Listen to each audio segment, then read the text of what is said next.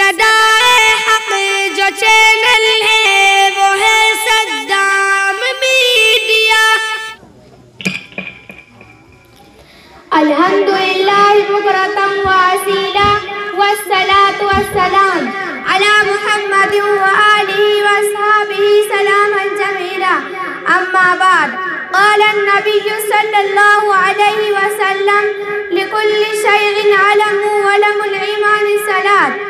سامعین اکرام، آپ کے سامنے ایک مختصر سی حدیث پڑھی ہے جس کا ترجمہ ہے سرکار دو عالم جناب محمد رسول اللہ صلی اللہ علیہ وسلم نے ارشاد فرمایا ہے کہ ہر چیز کا ایک نشان ہوتا ہے اور ایمان کا نشان نماز ہے۔ سامعین اکرام، دنیا میں بھانت بھانت کے لوگ اور قسم قسم کی پارٹیاں ہیں۔ کوئی عربی ہے، کوئی ایرانی، کوئی فرانسی ہے تو کوئی جاپانی، کوئی چین ہے تو کوئی ہندوستانی، کوئی افغان ہے تو کوئی پاکستانی۔ اسی طرح آپ کے ملک میں مختلف پارٹیاں ہیں۔ کسی پارٹی کا نام کانگریس ہے تو کسی کا کمیونسٹ، کسی کا نام جن سنگھ ہے تو کسی کا سوشلسٹ۔ باوجود ان تمام پارٹی اور قوموں میں آپ ہی جیسے کھاتے پیتے ہیں انسان شامل ہے، مگر ان کی الگ الگ نشانیاں ہیں۔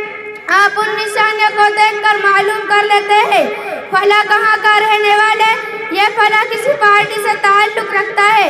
یہ تو گفتگو ہوئی ان چیزوں کے بارے میں جو ہمارے نگاہوں سے گزرتی ہے، مگر کچھ چیز ایسی ہے جو ہمارے آنکھوں سے دکھائی نہیں دیتی، مگر ان کے کچھ نشانات ہوتے ہیں جن سے ان کا وجود کا پتہ چلتا ہے۔ مثال کے طور پر ہوا دکھائی نہیں دیتی، مگر جب پتیاں ہلتی ہیں تو پتہ چلتا ہے ہوا چل رہی ہے۔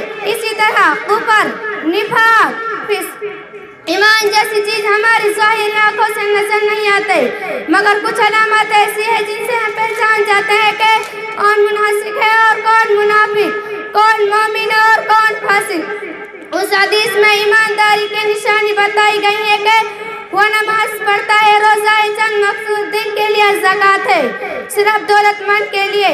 لیکن نماز ایک چیز ہے جو سال کے ہر دن میں ہے، غریب ہو یا امیر، دولت مند ہو یا فقیر، جاہل ہو یا عالم، سب پر فرض ہے۔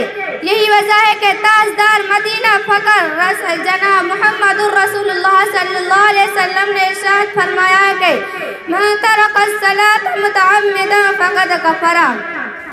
جس آدمی نے قصداً نماز چھوڑ دی اس نے کافر والا عمل کیا، یعنی نماز چھوڑنا مسلمانوں کا کام نہیں ہے۔ مرد مسلم سب کچھ چھوڑ سکتے ہیں، مگر نماز چھوڑنا اس کے لیے گوارا نہیں ہونا چاہیے۔ مگر افسوس ہے کہ آج کے مسلمان اس موٹی سی بات کو نہیں سوچتے اور ایک ایسے عمل سے اپنے کو دور رکھتا ہے جو اس کے مسلمان کہلانے کے لیے ضروری ہے۔ دنیا میں ذلت و نکبت ہمارے ساتھ لگی ہوئی ہے۔ اگر یہی حال رہا تو ہم آخرت میں بھی کامیابی کا منہ نہیں دیکھ سکتے۔